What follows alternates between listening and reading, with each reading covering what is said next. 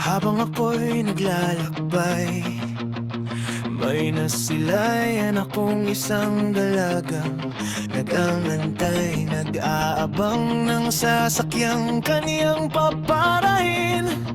Walang kasama kaya naisip kong kausapin.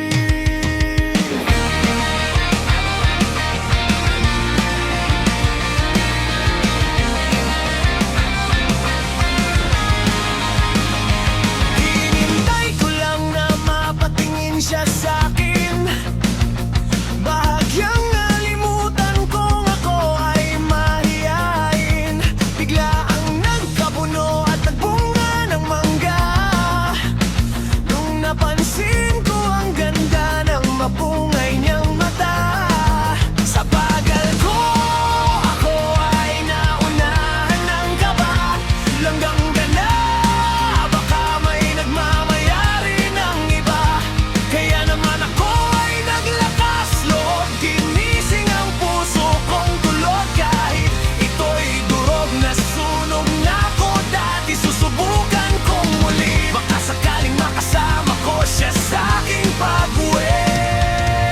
Parang ikalabing-apat ng Pebrero, sa unang araw ng buwan kung saan merong mataong sementeryo.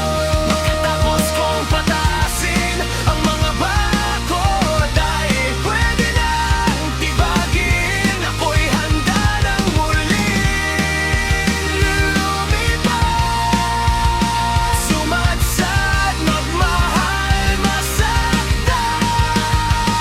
Buksan ang mga bintanang selyado at ang pintuang nakakadena at kandado. Ako'y handa ng muling lumipad, sumadsad, magmahal, masaktan.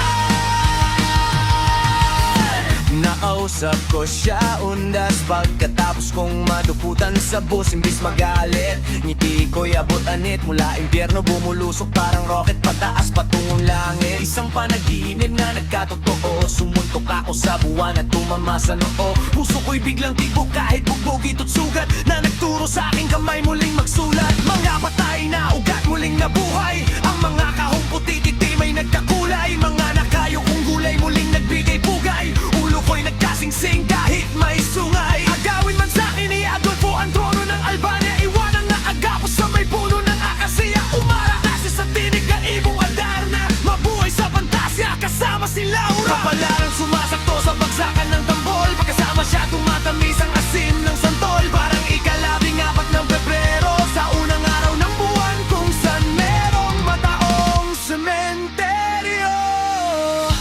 Hinahanap-hanap ko siya, parang araw na hinahanap-hanap ang mga gumamelang.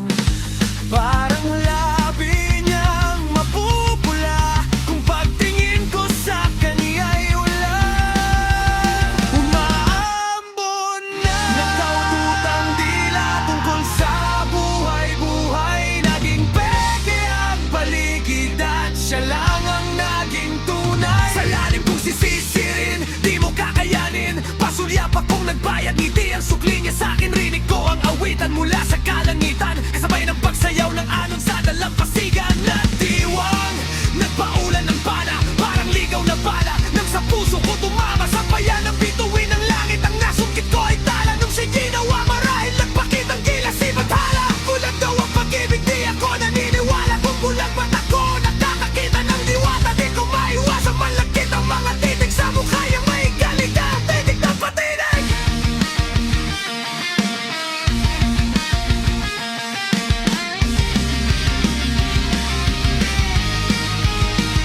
Parang ikalabing-apat ng Pebrero, sa unang araw ng buwan kung saan merong mataong sementeryo.